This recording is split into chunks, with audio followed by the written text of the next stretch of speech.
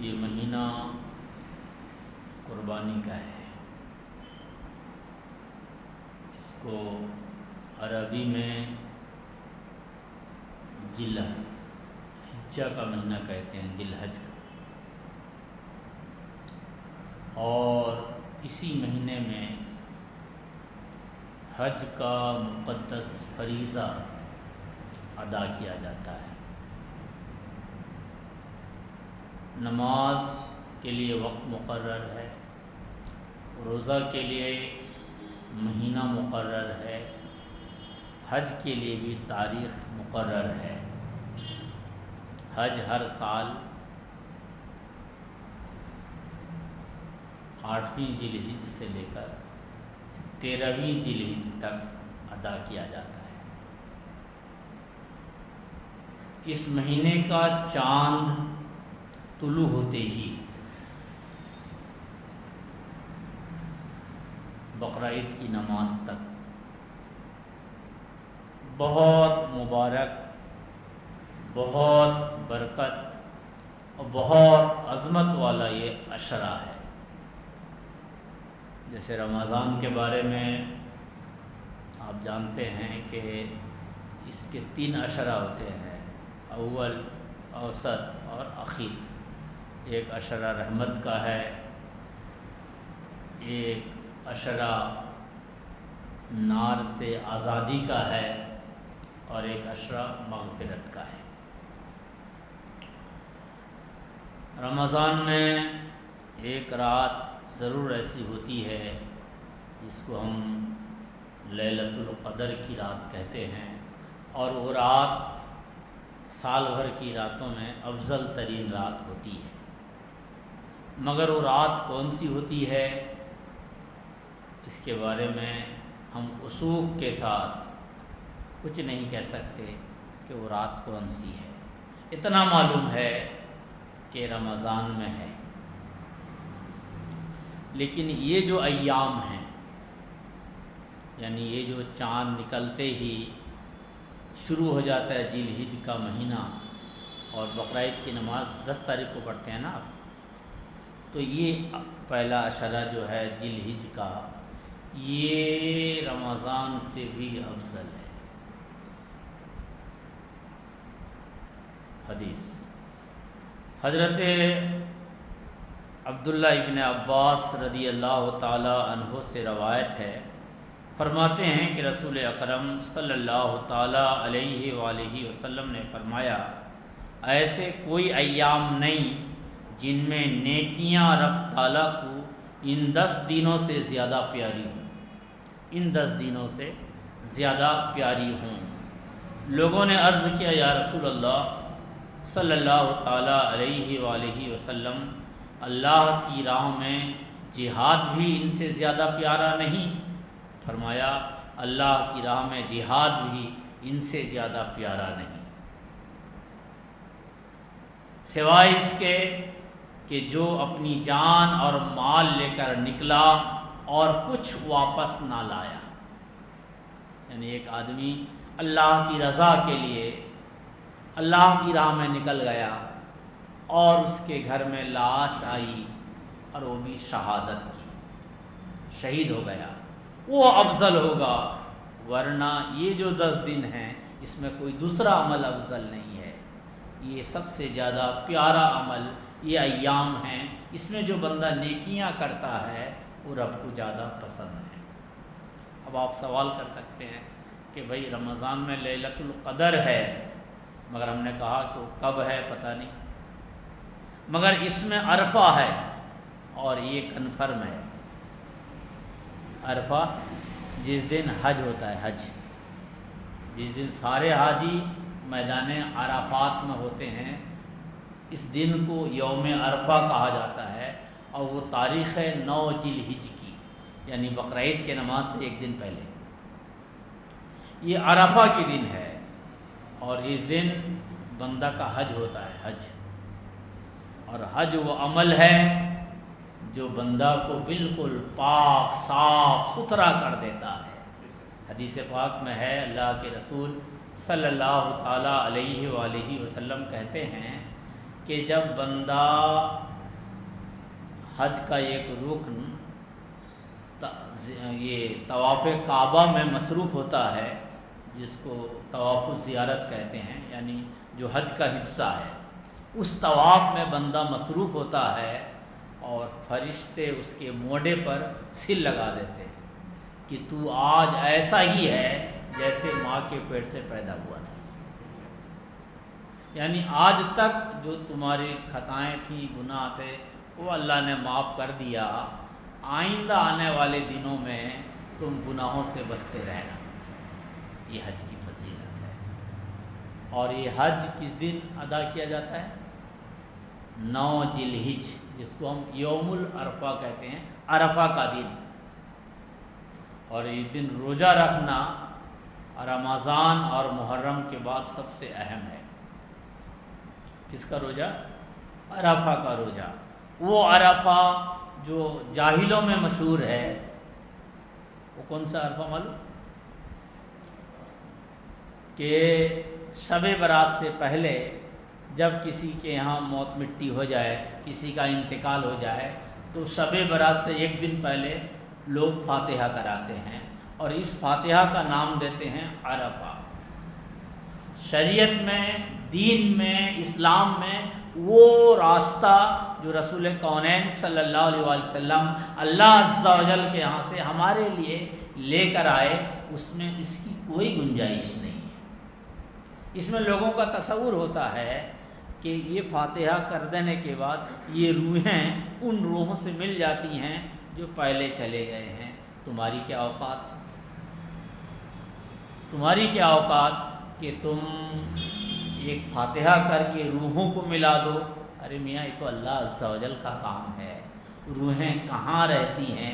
روح قبض کرنے کے بعد عرش کے سایہ میں رہتی ہیں، یا اعلیٰ علیین میں رہتی ہیں، یا چاہے زمزم میں رہتی ہیں۔ یہ تو بندہ کے اعمال کے اعتبار سے ہوتا ہے۔ تم کو کیا معلوم کہ ان کی روحیں کہاں تھیں، تم کہاں ملا دیتے ہو؟ یہ جہالت ہے، بدعت ہے، خرافات ہے۔ اسلام میں، دین میں اس کی کوئی گنجائش نہیں ہے۔ ہاں، عرفہ کی اہمیت ہے، لیکن عرفہ ہے کون؟ وہ 9 ذی الحجہ، جس دن حاجی میدان عرفات میں ہوتے ہیں۔ اور اس عرفات میں حاجی جب اپنے رب سے دعا کرتا ہے، گڑگڑاتا ہے، روتا ہے، تو اللہ تعالیٰ اس کے حج کو قبول کرتا ہے، اس کے گناہوں کو معاف کرتا ہے۔ ایک حدیث پاک کا مفہوم ہے کہ اللہ تعالیٰ فرشتوں پر فخر کرتا ہے، فرشتوں سے کہتا ہے یہ میرے بندے ہیں، دور دراز سے آئے ہیں، کوئی کسی علاقے سے، کوئی کسی علاقے سے، دنیا کے کونے کونے سے یہاں اکٹھا ہوئے ہیں، ایک ہی لباس ہے، ایک ہی طرز ہے اور ایک ہی ترانہ ہے، لبیک اللہم لبیک، لبیک لا شریک لک لبیک، ان الحمد والنعمت لک والملک۔ ایک ہی ترانہ ہے۔ تو اے میرے فرشتوں، تم گواہ رہنا، اگر ان کے گناہ سمندر کے جھاگ برابر ہوں، ریتوں کے ذرات برابر ہوں، تب بھی ہم ان کے گناہوں کو معاف کر دیتے ہیں۔ تو یہ کب اعلان ہوتا ہے؟ 9 ذی الحجہ، میدان عرفات میں حاجیوں کے لیے۔ لیکن جو حج میں نہیں جا سکا، وہ تو گھر میں ہے نا، وہ عرفہ کا روزہ رکھے، اس کی بہت فضیلت ہے۔ 9 ذی الحجہ، یعنی یہ جو تاریخیں چل رہی ہیں، آج دوسری تاریخ ہے، 9 تاریخ کو آپ روزہ رکھیے، اور یہ جو 10 دن ہے، اس 10 دن کو آپ خصوصی عبادت میں گزاریے، کم از کم گناہوں سے بچیے، کیونکہ یہ جو 10 دن ہیں یہ رمضان سے کم نہیں ہیں بلکہ بڑھ کر ہیں۔ میں نے حدیث میں پڑھی کہ نبی کریم صلی اللہ علیہ وسلم نے فرمایا، ایسے کوئی ایام نہیں جن میں نیکیاں رب تعالیٰ کو ان 10 دنوں سے زیادہ پیاری ہوں۔ لوگوں نے عرض کیا، یا رسول اللہ، اللہ کی راہ میں جہاد بھی ان سے زیادہ پیارا نہیں؟ فرمایا، اللہ کی راہ میں جہاد بھی ان سے زیادہ پیارا نہیں، سوائے اس کے کہ جو اپنی جان اور مال لے کر نکلا اور کچھ واپس نہ لایا۔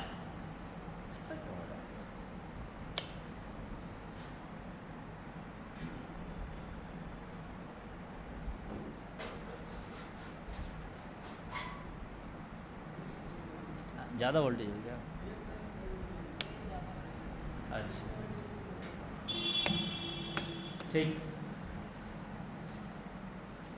تو یہ حدیث پاک ہمیں بتاتی ہے کہ یہ جو عشرہ ہے یعنی ذی الحجہ کے چاند دیکھتے ہی بقرعید کی نماز تک ان دنوں کے فضیلت ہیں. پھر آپ کو معلوم ہے کہ 9 ذی الحجہ کی صبح کی نماز سے 13ویں کی عصر تک ایام تشریق ہے کہ ہر نماز کے بعد آپ کہتے ہیں اللہ اکبر لا الہ الا اللہ واللہ اکبر وللہ الحمد. اللہ اکبر لا الہ الا اللہ واللہ اکبر وللہ الحمد. اللہ سب سے بڑا ہے، اللہ سب سے بڑا ہے، اللہ کے سوا کوئی عبادت کے لائق نہیں، اللہ سب سے بڑا ہے، اللہ سب سے بڑا ہے، تمام خوبیاں اللہ عز و جل. یہ 9 ذی الحجہ کے صبح کی نماز کے بعد سے، صبح کی نماز میں سے پڑھیں گے، نماز کے بعد پڑھیں گے اور پھر لگاتار پڑھتے رہیں گے 13ویں ذی الحجہ کی عصر تک. اس سلسلے میں ایک دوسری حدیث ہے، سیدہ ام سلمہ رضی اللہ تعالی عنہا روایت کرتی ہیں کہ نبی اکرم صلی اللہ علیہ وآلہ وسلم نے فرمایا جب ذی الحجہ کا عشرہ شروع ہو جائے اور تم میں سے کسی نے قربانی کرنے کا ارادہ کر لیا ہو تو اپنے بالوں اور بدن کے چمڑے کو بالکل نہ چھوئے، اور ایک روایت میں ہے کہ وہ بال نہ لے اور ناخن نہ تراشے.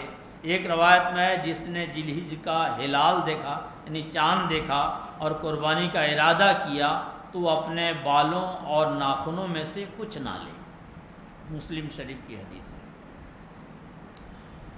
یعنی اس عشرہ کی عظمت ہے کہ آپ مصروف ہو جاؤ اپنے رب کے کاموں میں، اپنی زندگی بنانے میں، اپنے ایمان کو سنوارنے میں. آپ کے پاس اتنی فرصت کا وقت ہی نہیں ہے کہ داڑھی صاف کرو، مونچھیں درست کرو، ناخن کاٹو، میل دور کرو، کپڑے بار بار بدلو. یہ سب کا ٹائم نہیں ہے. آپ جو ہے مصروف عمل ہو جاؤ اور عبادت میں لگ جاؤ. اور اس کا ثواب کیا ہے کہ اللہ تعالیٰ اگر بندہ اس طرح عمل کرتا ہے تو اس کو بڑا ثواب عطا کرتا ہے. اور یہ گویا حاجیوں کی ایک طریقے سے مشابہت ہوتی ہے.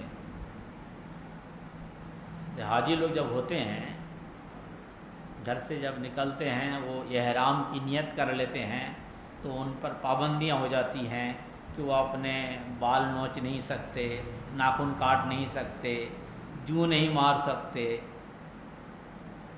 اور سلا ہوا کپڑا نہیں پہن سکتے. یہ بہت ساری پابندیاں ان پر لگ جاتی ہیں، جبکہ یہ ساری چیزیں غیر حالت احرام میں جائز تھیں، لیکن جب وہ حالت احرام میں ہو جاتے ہیں تو یہ پابندیاں لگ جاتی ہیں.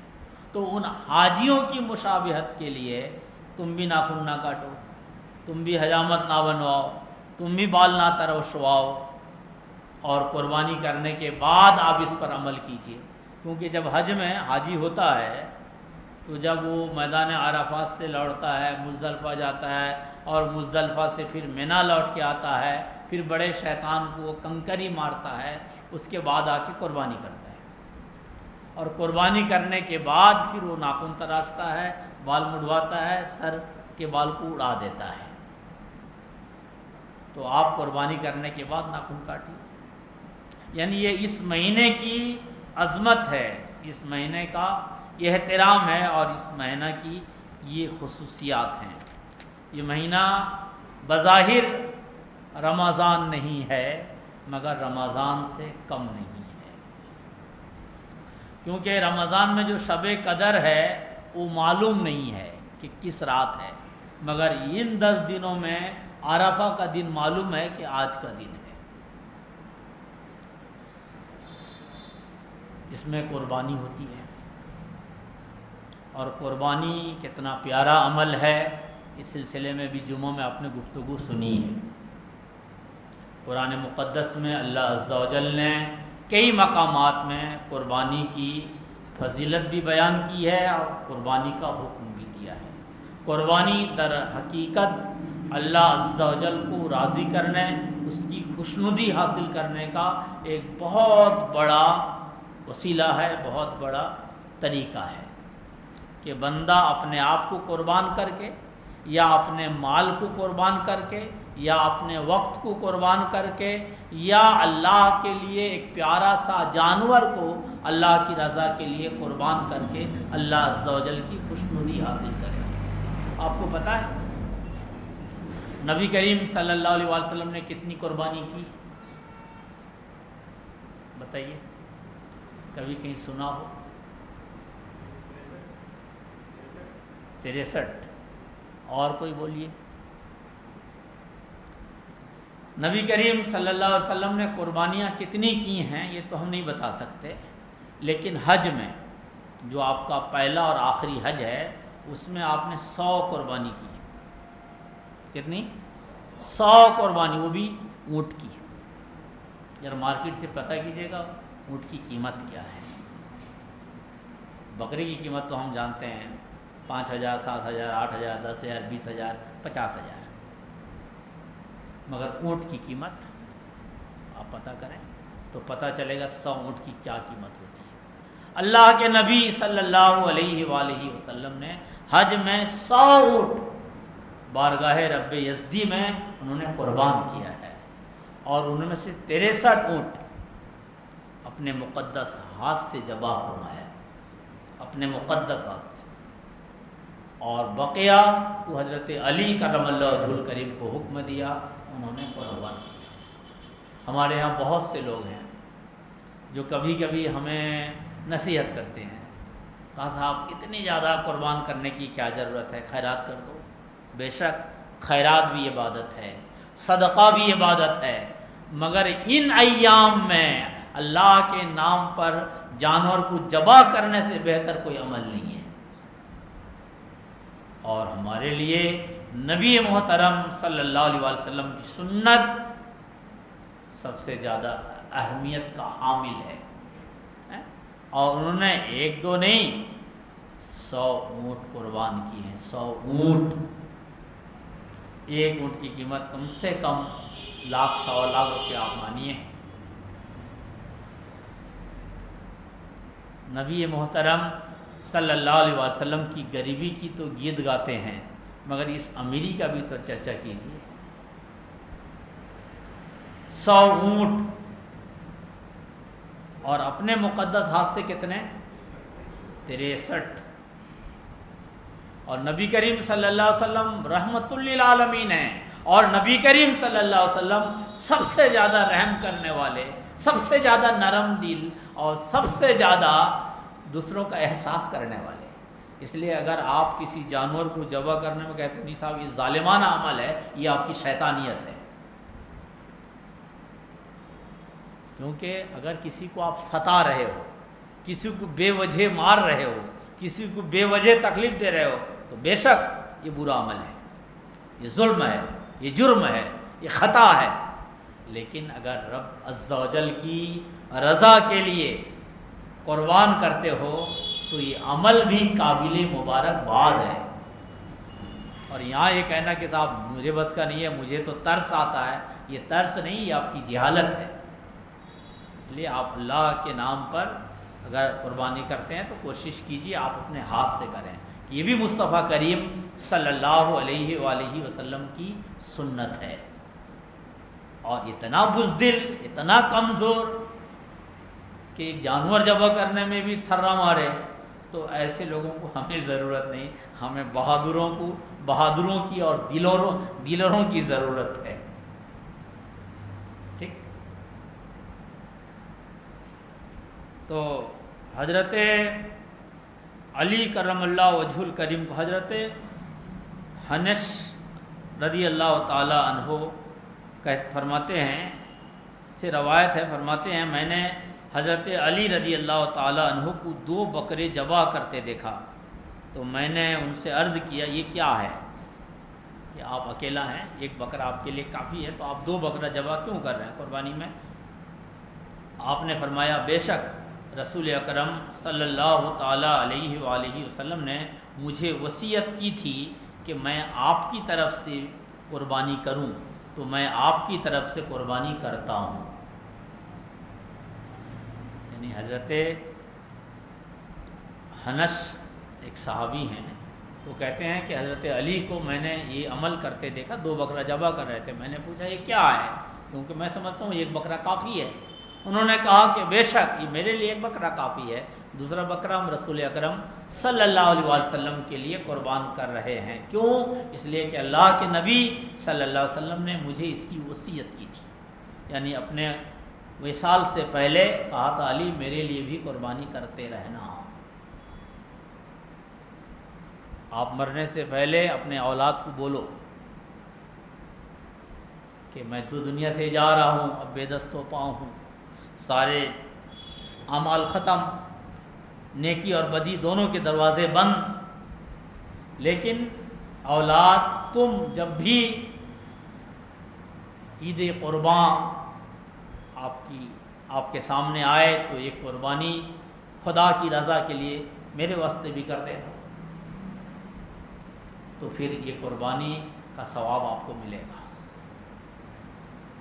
لیکن اس کا مطلب یہ نہیں کہ آپ خود قربانی نہ کرو، اپنے ابا اور اپنی امی یا اپنے دادا یا اپنے نانا یا اپنے کسی مرحوم کے نام پہ کرتے رہو، نہیں، آپ پر تو واجب ہے اگر آپ صاحب حیثیت ہو۔ اگر آپ پر واجب ہے، آپ صاحب حیثیت ہیں، تو پہلے آپ اپنی کیجئے، کیونکہ آپ گناہوں سے بچیے، اور اس کے بعد اس بوڑھے باپ کا بھی خیال رکھیے، ماں کا بھی خیال رکھیے، دادا دادی کا بھی خیال رکھیے، جس کی وجہ سے آپ ہیں، جس کی وجہ سے آپ کو عزت ملی، یا جس کی وجہ سے آپ کا ایک دبدبہ بنا ہوا ہے، انہوں نے بہت کچھ چھوڑا ہے، اب وہ بیچارے بے دست و پاں ہیں، ان کے لیے نہ کوئی نیکی ہے نہ کوئی بدی ہے، لیکن اگر آپ نیک اولاد ہو تو ان کو اسی بہانے نیکیاں پہنچاؤ۔ وہ اگر کہہ کے گئے ہیں تو اور مال چھوڑ کے گئے ہیں تو پھر قربانی کرنا واجب ہے۔ یعنی مرنے والے مرحوم نے اگر کہا، باپ نے بیٹے سے کہا کہ بیٹا ہمارے لیے قربانی کرتے رہنا، اور یہ جو میں نے مال چھوڑا ہے اس میں سے ایک حصہ ہمیشہ کرنا، تو وہ قربانی آپ پر کرنا واجب ہو جائے گا، اور اس کا گوشت بھی آپ نہیں کھا سکتے، اس کا گوشت مکمل آپ کو صدقہ کرنا ہوگا۔ لیکن انہوں نے آپ کو وصیت نہیں کی، مرنے والے نے آپ کو وصیت نہیں کی، آپ خود سے کر رہے ہو کہ میرے ابا کو اس کا ثواب مل جائے، امی کو مل جائے، دادا نانا کو مل جائے، تو پھر وہ قربانی کا گوشت آپ کھا سکتے ہیں، ان کو ثواب ملے گا، لیکن یہ واجب نہیں ہے۔ اگر آپ نہیں کریں گے ان کی طرف سے تو آپ بری الذمہ ہے، گنہگار نہیں ہیں، لیکن اگر آپ نے نہیں کیا وصیت کے بعد بھی تو آپ گنہگار ہیں۔ اسی لیے وہ آدمی قابل رشک ہے جو آدمی مرنے سے پہلے اپنے عیال کو نیک چھوڑ کر جائے۔ بھائی نیک ہوگا جبھی نہ وہ نیکی کے کاموں میں بڑھ چڑھ کر حصہ لے گا۔ تو سیدنا علی کرم اللہ وجہ الکریم نے فرمایا کہ میں نبی کریم صلی اللہ علیہ وآلہ وسلم کے لیے بھی قربانی کرتا ہوں، اس لیے کہ یہ نبی کریم صلی اللہ علیہ وسلم کی وصیت ہے۔ اگر ہمیں اللہ توفیق دے، اگر ہمارے پاس گنجائش ہو، تو ہمیں بھی اللہ عز و جل کی رضا کے لیے مصطفیٰ کریم صلی اللہ علیہ وآلہ وسلم کے نام پر ایک قربانی کرنی چاہیے۔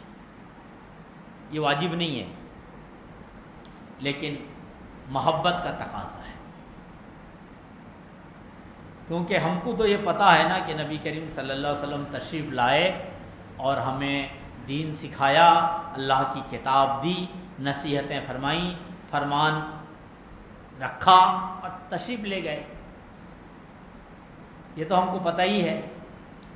لیکن نبی کریم صلی اللہ علیہ وسلم اس وقت ہمارے لیے قربانی کر گئے ہیں جب ہم باپ کے پشت میں بھی نہیں تھے، ماں کے پیٹ میں بھی نہیں آئے تھے۔ نبی کریم صلی اللہ علیہ وسلم نے ایک قربانی کی اور فرمایا یہ میری عیال کی طرف سے اور میری امت کی طرف سے، یہ میری عیال کی طرف سے اور یہ میری امت کی طرف سے۔ تو جب نبی کریم صلی اللہ علیہ وسلم نے ہمارے لیے قربانی کی ہے تو اگر ہمیں گنجائش ہو تو ہمیں بھی نبی کریم صلی اللہ علیہ وسلم کے لیے قربانی کرنی چاہیے۔ حضرت جندب رضی اللہ تعالی عنہ نے فرمایا نبی کریم صلی اللہ علیہ وآلہ وسلم نے نہر کے دن نماز عید پڑھی، پھر خطبہ دیا، پھر قربانی کا جانور ذبح کیا اور فرمایا جس نے اپنی نماز پڑھنے یا ہماری نماز پڑھنے سے پہلے قربانی کر لی وہ اس کی جگہ دوسری ذبح کرے، اور جس نے نماز عید سے پہلے ذبح نہ کیا وہ اللہ کے نام پر ذبح کرے۔ یعنی اس حدیث میں اللہ کے نبی صلی اللہ علیہ وسلم نے یہ فرمانا چاہا کہ قربانی کا جو وقت ہے وہ نماز بقرعید کے بعد ہے،